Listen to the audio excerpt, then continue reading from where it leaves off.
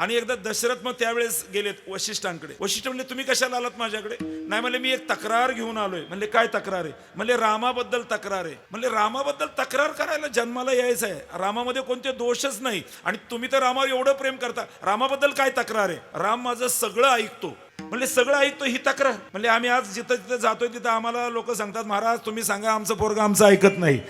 आणि दशरथाची तक्रार काय आहे?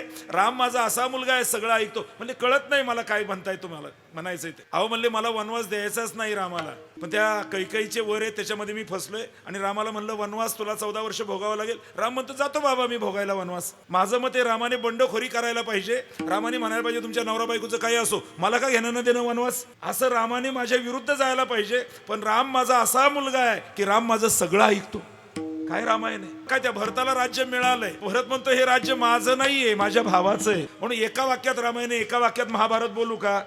माझं ते माझं आणि माझ्या भावांचं ते पण माझं, याला महाभारत म्हणतात. दुर्योधन आणि स्वतःला मिळालंय राज्य पण हे माझं नाही माझ्या भावाचं आहे, याला रामायण म्हणतात. म्हणून गावागावातलं महाभारत जावं आणि घराघरामध्ये रामायण यावं, याला म्हणतात रामराज्य येणं.